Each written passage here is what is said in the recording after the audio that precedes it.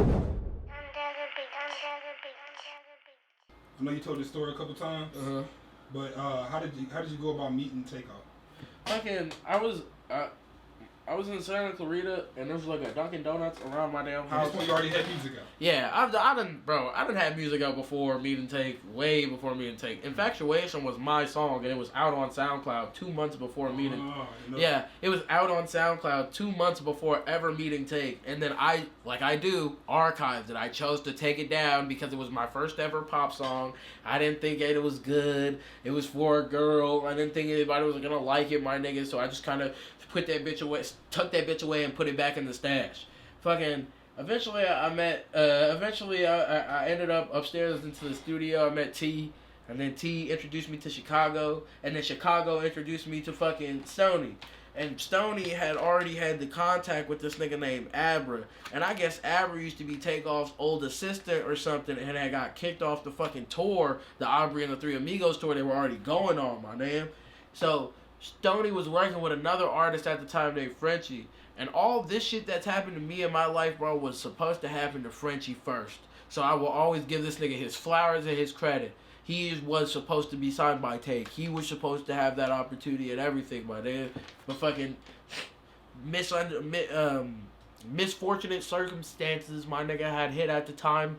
And I so happened to be equal, damn near as good and of high caliber in what I do. So I was the next candidate to follow after Frenchie, after that had happened with his situation.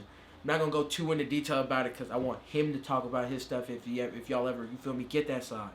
But Abra basically, long story short is we was renting a car, and the car was from Vegas. And Abra needed to go to Vegas because it just so happened that the next Migos show was out in fucking Vegas. So nigga, I was like, alright, Abra called me and asked me to ride with him somewhere.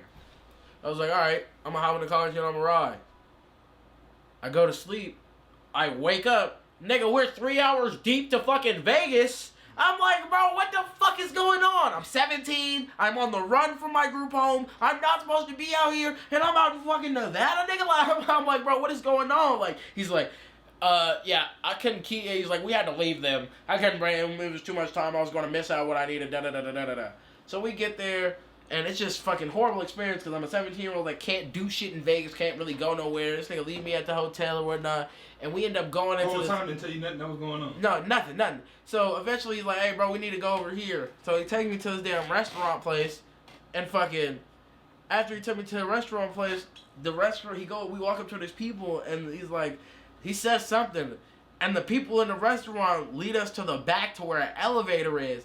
And the fucking elevator takes us up into this secret, like, hotel crazy ass shit. I'm like, whoa! I looked over, I was like, whoa! He was like, bro, shut up, stop yelling. I was like, nigga, this is like some secret agent 007 type shit. What the fuck you talking about? Like, he was like, all right, bro, like, we get there, and we're up on the floor now. We walk across the other side of the room, and they open the fucking door. And it's just a fucking palace with only like 8 niggas in there. So fucking, I get in, and immediately I'm like, bro, where the fuck am I? Why did this nigga, like, why the fuck am I here? Like, what the fuck is going on right now? What the heck? And then he's like, hey, bro, you can go over there and take a seat. As I go walk past and I'm looking at everybody, I'm not knowing. I just saw DJ Darrell. I just saw Rail.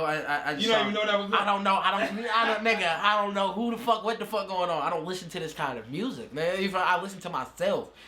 Only song I had ever really liked by the Migos at the time was Superstar now. That new car. Like, you feel like, I have a video on my phone of me making fun of Taken and Set in 2016, not knowing 2 years later I'm finna get signed to these niggas. You feel me? But, so then I go sit on the couch, and I look up, and it's Take rolling a blunt.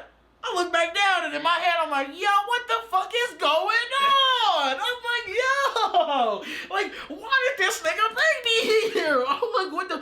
And then Set run downstairs like a kid, and then sees me and goes back to like the super serious mode. I'm like, yo, I don't know what the fuck is going on, bro. I don't know what the fuck is going on. But whatever happening right now, nigga, I'm geeked. I'm like, And so Take's new assistant at the time, Jonathan Washington, like, hey, you smoke?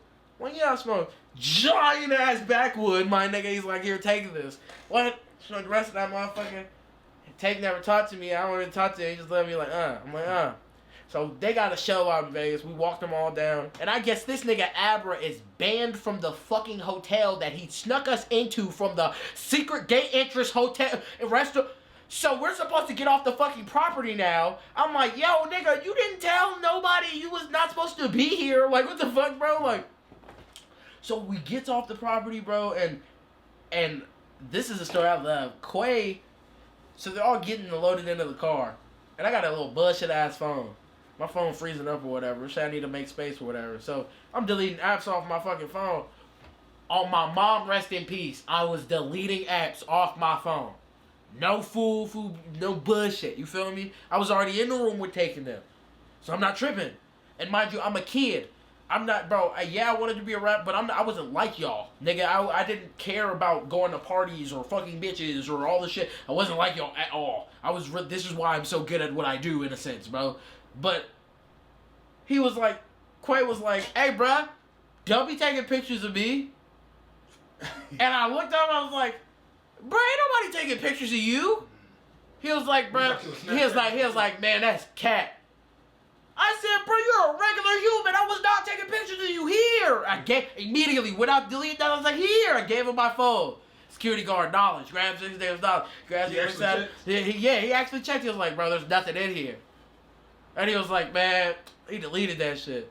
I'm like, but he just went through my recent deletes. Yeah. I was like, and whatever. So they leave off, and I'm mad. I was like, bro, I don't fuck with the Migos no more. I'm like, what the fuck, bro? I was a #1 fan. Huncho Jack came out, nigga. I was begging that shit. I was like, bro, I'm a Quavo fan. Like, it's so crazy. Like, a nigga I actually had looked up to just. Quavo. Oh, a nigga that I actually looked up to just was treating me like I wasn't nothing because of what? Yeah. 2 months later, basically. I get trapped in Vegas. Abra tells me he needs to leave me, and this is the next day after that. Abra says he needs to leave and go with them on a tour. 3 white women that call me their black son end up giving me a ride all the way back to fucking L.A. And 2 months later, I just get a call saying, Takeoff wants to sign you, and he's gonna scoop you up when he get out there. Nigga fucking call my phone, take out here, scoop me up, and I never went home. I'd been with the gang ever since. Yeah. Fuck! I gotta leave, nigga. This nigga Day out here with the fucking laser gun again, shooting niggas with the fucking. It's not funny. You should. It's not funny. I don't know why you're supporting this nigga. Why are you so mad, nigga Day out here with the fucking laser gun again, shooting niggas with the fucking. It's not funny.